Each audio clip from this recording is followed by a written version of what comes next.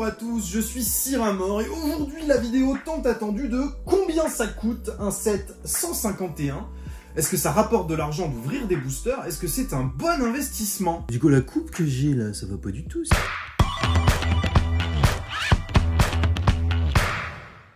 Alors 151, c'est d'actualité. Tout d'abord, c'est une très jolie série, hyper hypée, parce que ça rappelle les Pokémon de la première génération. Ceux qu'on pouvait trouver à Kanto, ceux que tu as trouvés sur ta Game Boy Color, sur tes versions bleues, sur ta version rouge, et forcément, ça crée de l'engouement. C'est une série qui aujourd'hui est très peu disponible, mais on va regarder si aujourd'hui cette série est intéressante à acheter, si c'est intéressant d'ouvrir des boosters, si ça vaut le coup d'aller chasser les grosses cartes de la série ou d'essayer d'ouvrir ton propre God Pack. Pokémon 151 est sorti le vendredi 22 septembre, soit il y a moins d'une semaine. C'est très récent.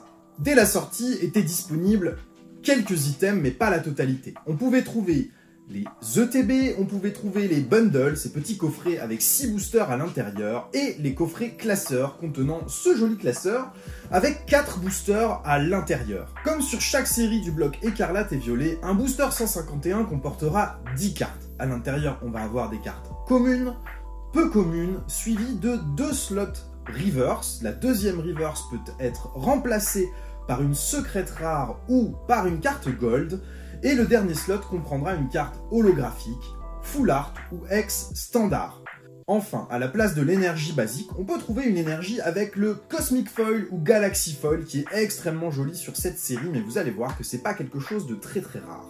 La dernière possibilité sur ces boosters, à la place des 2 reverse et du dernier slot holographique, est d'obtenir à la place de la première reverse une AR d'un des starters de Kanto. Sur le deuxième slot reverse, une deuxième AR de l'évolution de ce starter, et en SAR, la secrète, dernière évolution de ce même starter. Tu peux avoir une chaîne évolutive d'un starter de Kanto, ça s'appelle un God Pack. Quand tu as les 3 cartes à l'intérieur d'un booster, c'est vraiment pas fréquent, mais c'est ce qui fait tout le charme de la série. Et alors, pour mesurer l'intérêt d'ouvrir des boosters 151, il faut s'intéresser au taux de drop de la série dans un premier temps.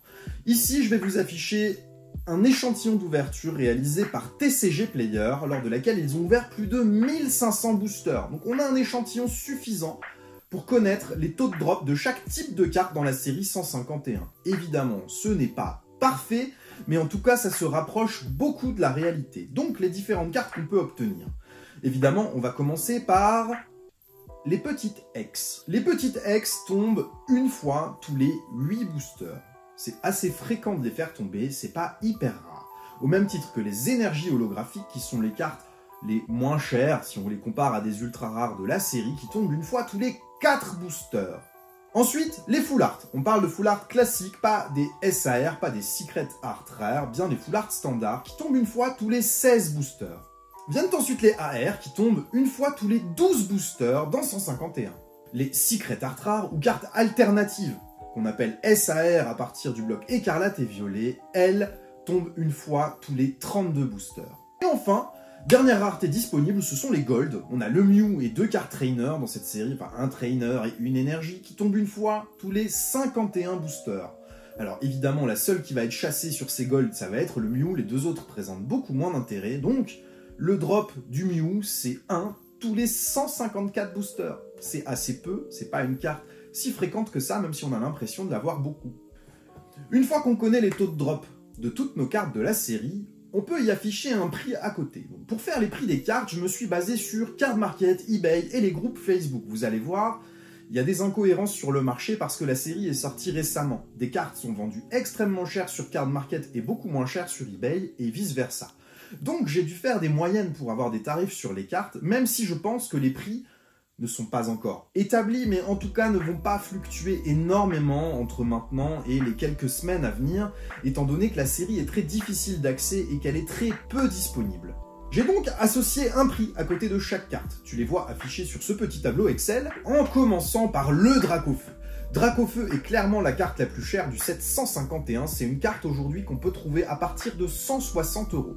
Vient ensuite Elector, la version alternative évidemment, qui se trouve autour de 90 € actuellement. Puis Tortank à 60, Florizarre à 55, Giovanni à partir de 18 €, et oui c'est les premiers prix sur Card Market et il y en a plusieurs à ce prix-là.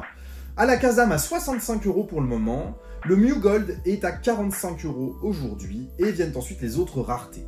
Pour les autres raretés, j'ai dû faire des moyennes de prix, pour pas lister toutes les cartes une par une, mais comme il y a des Dracofeu, Tortank, Florizard, évidemment, il y a des cartes, par exemple pour les foulards, tu vas trouver des premiers prix qui vont être Arbok, Gros Doudou, et les plus chers, ça va être les Tortank, Florizard et Dracofeu, évidemment. La moyenne de prix pour les foulards, c'est 17 € aujourd'hui. Pour les AR, la moyenne est à 13 €. Les ex-standards, c'est la même chose. Une ex-standard, ça devrait se stabiliser autour de 2 €, 2,50 €. Mais il y a un Dracofeu, ce qui fait monter le prix de la moyenne de ces cartes. Et la moyenne est donc à 3,50 € sur les ex-standards. Les énergies holographiques se trouvent à 2 € l'unité, ce qui est assez peu cher, mais c'est plutôt normal compte tenu de son taux de drop. On rappelle, il y en a une qui sort tous les 4 boosters, c'est pas une carte rare. Les Reverse qui tombent, elles, un peu plus d'une fois par booster, étant donné que sur un booster standard, il y en a 2, mais que si tu as une secrète, ça vient remplacer ta Reverse, ça rapporte 10 centimes une Reverse. C'est pas des cartes chères, mais on les compte dans le prix, étant donné que sur la quantité de boosters que tu peux ouvrir, ça peut représenter quand même de l'argent à la fin. Même chose pour les Co&Co, une Co&Co c'est valorisé à 3 centimes, ça vaut rien, mais comme tu vas en avoir une dizaine par booster, à la fin, ça pèse un petit peu dans la balance quand même. Et enfin, les cartes holographiques. Carte holographique, ça tombe un peu moins d'une fois par booster. Tu en as normalement une par booster, sauf si tu as une ultra rare à la place de l'holographique. Et une carte holo, ça va coûter également 10 centimes sur 151. Il nous reste à associer le prix de la carte que nous avons constaté avec son taux de drop pour connaître la valeur que va apporter cette carte sur un énorme échantillon de boosters que tu pourrais ouvrir. Ce qui fait que si tu ouvres pour, je sais pas moi, tu ouvres pour 100 000 € de booster, et ben chaque booster que tu vas ouvrir, tu auras 71 centimes de Dracofeu, 40 centimes d'Elector Full Art, 27 centimes de Tortank Full Art, alternative, etc., etc., etc. Et on fait ça pour chaque carte. Quand on cumule le total de toutes ces sommes, ça nous donne l'espérance d'un booster. Si on ouvre un gros échantillon de booster, quelle est la valeur de cartes qu'on va obtenir en moyenne sur chaque booster qu'on va ouvrir? Et c'est ce taux qui est intéressant, et c'est cette valeur qu'on va comparer au prix d'un booster pour savoir si la série est rentable à ouvrir ou s'il vaut mieux acheter les cartes à l'unité. Petit disclaimer sur le prix des cartes, on a observé une carte sur laquelle il y a énormément de différences de valeur entre Card Market et eBay.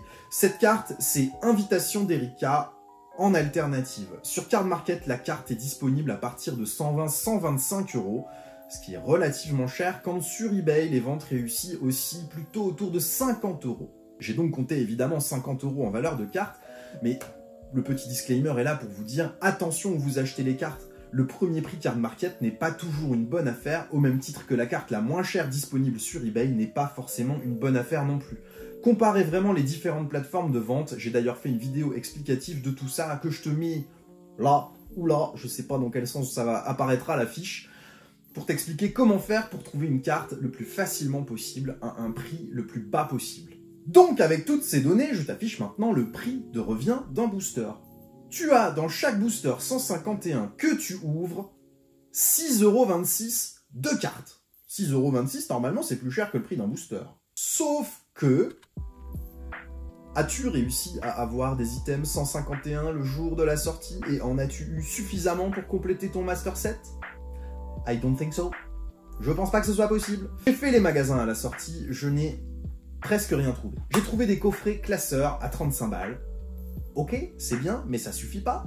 Et j'avais eu la chance d'avoir des précommandes sur des ETB que j'ai pu ouvrir, raison pour laquelle j'ai déjà bien avancé sur mon set, mais ça a été la guerre pour obtenir des items, et c'est encore la guerre aujourd'hui, quand il y a un petit stock qui apparaît quelque part. J'ai donc cherché le prix des items scellés sur les différentes plateformes pour connaître leur valeur. Je vais t'afficher des ventes réussies eBay, qui sont des prix plutôt en adéquation avec le marché actuel qu'on peut trouver partout, et aujourd'hui, une ETB, ça vaut autour de 80 balles sur 151.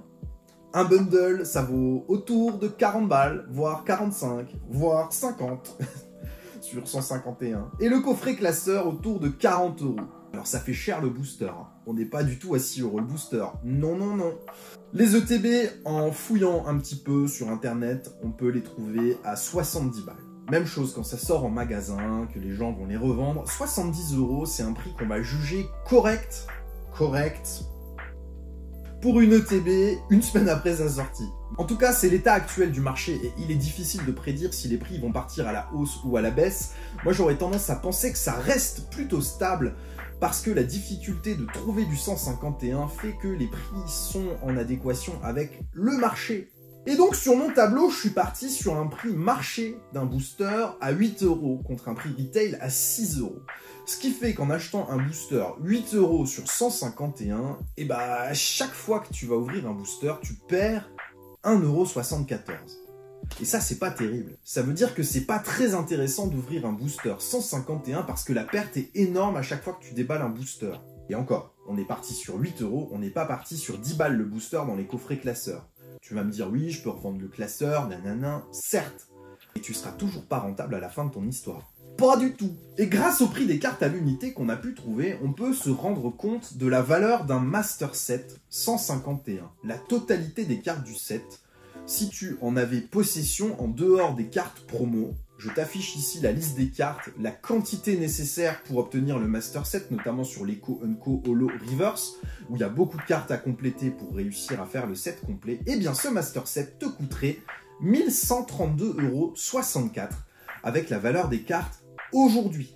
Je suis pas sûr que si un Master Set était en vente aujourd'hui, la personne le lâcherait à ce prix-là, parce que ça lui a sans doute coûté beaucoup plus cher pour l'obtenir, compte tenu de la difficulté d'obtenir certaines cartes sur le set.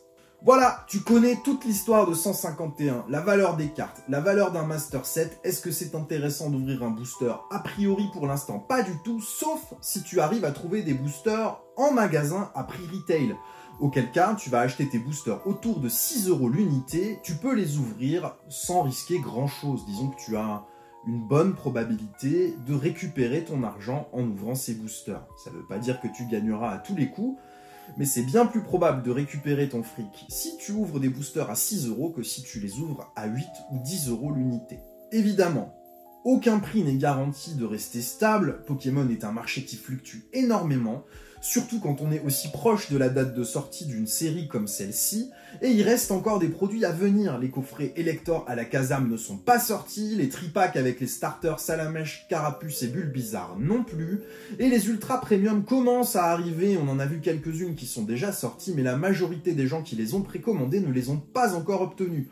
On ne sait donc pas encore si les Ultra Premium vont être disponibles ou si ça va être une vraie guerre pour les obtenir, comme sur Célébration à l'époque. Compte tenu de ce que je viens de te dire, mon conseil, si tu es investisseur et que tu recherches de l'argent, que tu as du 151, la tendance est plutôt à le garder scellé, étant donné que l'ouverture de ces produits ne t'apportera pas d'argent, clairement. Comme chaque fois, hein, on le sait maintenant, on a compris, ouvrir des boosters, on ne le fait pas pour gagner de l'argent, on le fait parce qu'on se fait plaisir. Si tu es ici en tant que passionné qui cherche à compléter sa collection, je te recommande d'ouvrir du 151, évidemment, c'est super à faire. D'ailleurs, je n'ai toujours pas obtenu mon God Pack, il faut absolument que j'en retrouve pour en sortir un.